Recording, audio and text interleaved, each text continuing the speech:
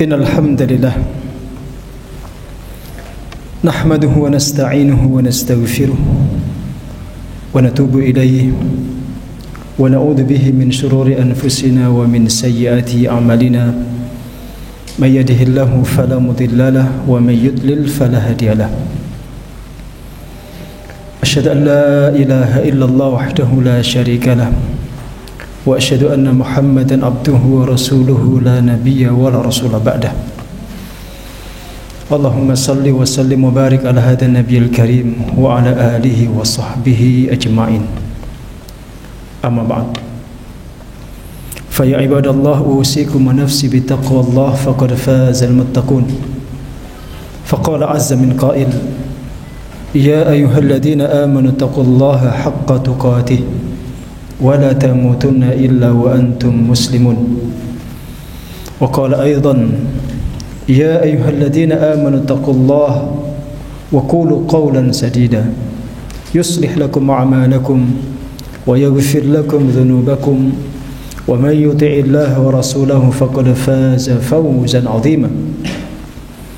Wa qala alaihi salatu wassalam ittaqillaha haitsuma kunta wa atbi'is sayyi'ata alhasanata tamhuha wa khaliqin nasa bi khuluqin hasan. Ma'asyiral muslimin rahimakumullah. Sidang Jumat jamaah yang dimuliakan Allah Subhanahu wa taala. Alhamdulillah, segala puja dan puji kita haturkan, kita panjatkan kehadirat Allah Subhanahu wa taala yang selalu memberikan kita nikmat, tidak pernah putus-putusnya, sehingga kita bisa melaksanakan ibadah Jumat di siang hari ini dalam kondisi sehat walafiat. Mudah-mudahan tidak kekurangan satu apapun. Ibadah kita diterima oleh Allah Subhanahu wa taala, dosa-dosa kita diampuni, dan kita ditempatkan di tempat yang terbaik di sisi Allah Subhanahu wa taala. Salawat dan salam semoga selalu mengalir tercurah limpahkan untuk junjungan kita Nabi Agung Muhammad sallallahu alaihi wasallam. Yang kita nantikan syafaatnya, kita ikuti sunnah-sunnahnya, dan kita berharap mudah-mudahan kita mendapatkan syafaatnya kelak di yaumil qiyamah. Jamaah sidang Jumat yang dimuliakan Allah Subhanahu wa taala, ketergesaan, terburu-buru pada umumnya negatif, dilarang oleh agama, diingatkan oleh baginda Nabi SAW agar dijauhi. Sampai Nabi mengatakan al-isti'jalu minasyaitan wa ta'anni minallah. Tergesa-gesa itu dari syaitan, sedangkan berhati-hati itu dari Allah Subhanahu wa taala.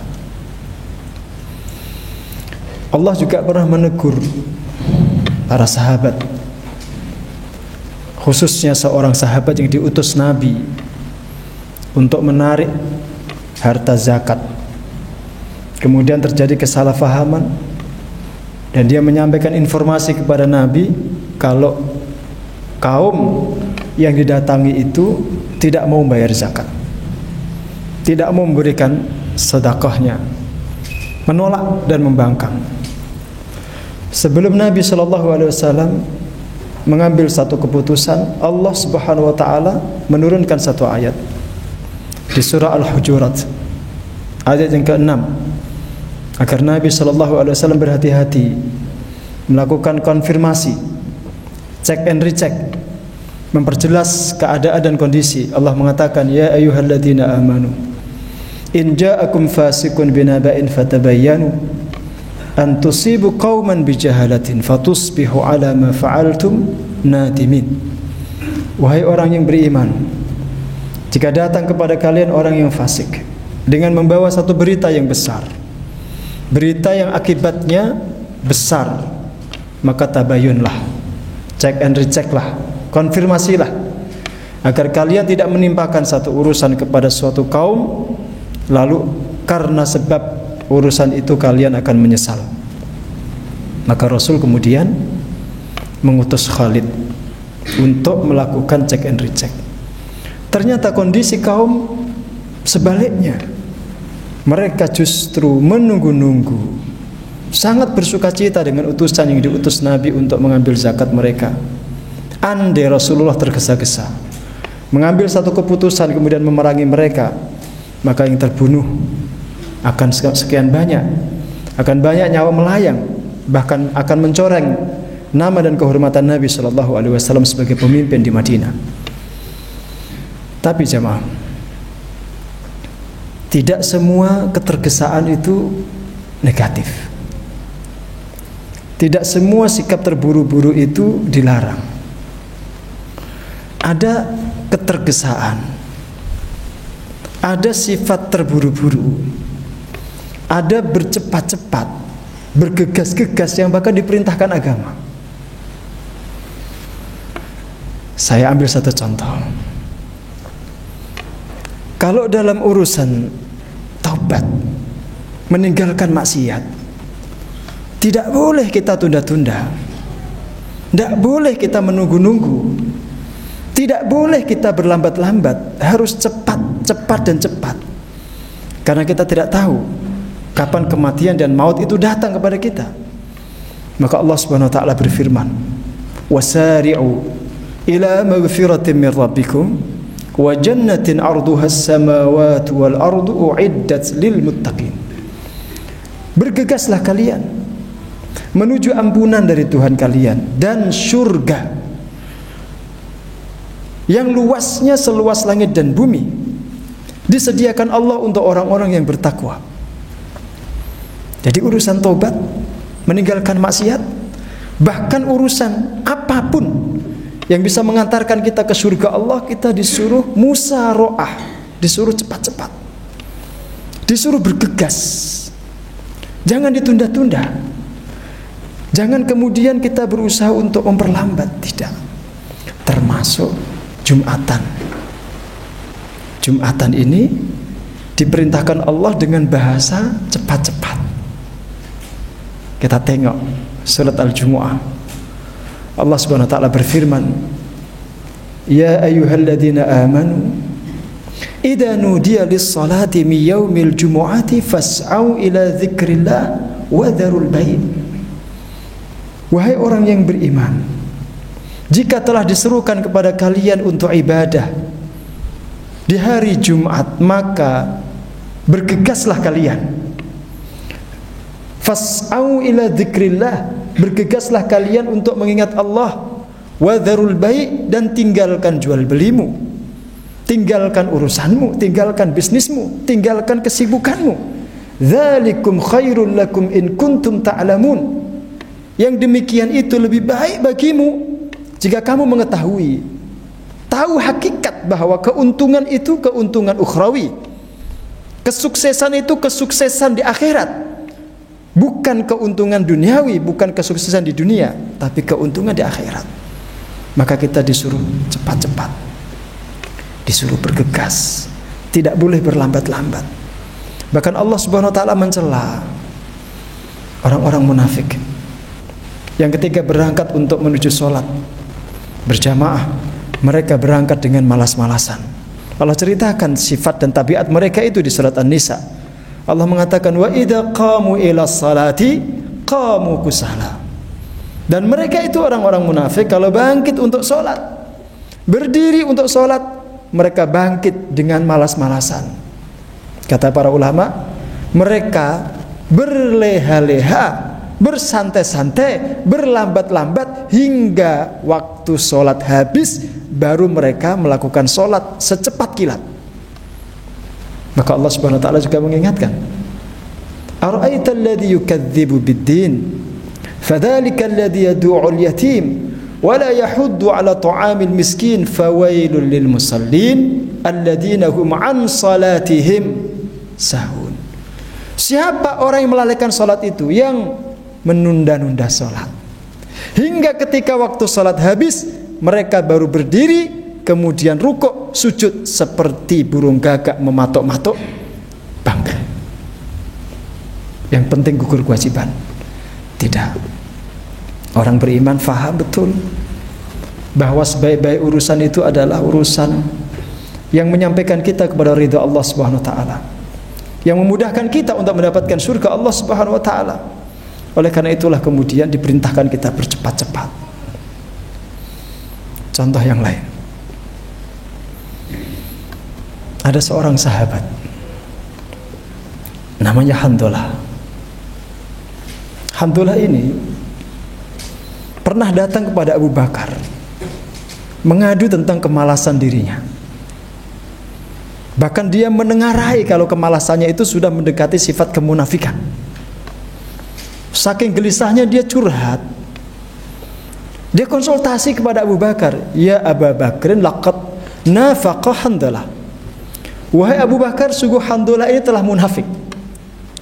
Telah diserang penyakit kemunafikan.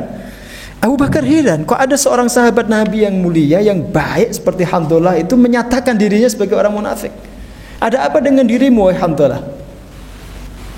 Kata Handalah, saya itu wahai Abu Bakar, kalau berada di majelis Rasul, duduk bersama Rasulullah, semangat saya untuk ibadah itu luar biasa.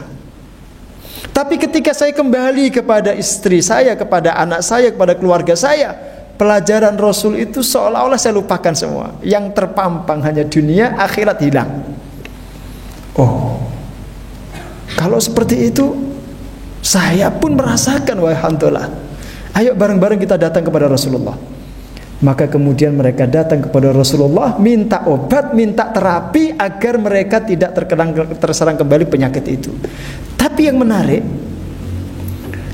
Handalah ini setelah mendapatkan terapi dan obat dari Rasulullah SAW, tercatat dalam sejarah, ketika ada satu seruan jihad fisabilillah, dia berangkat ke medan jihad, ke medan perang, i'la kalimatillah, tanpa sedikit pun berpikir bagaimana nanti istrinya, bagaimana anaknya, bagaimana keluarganya.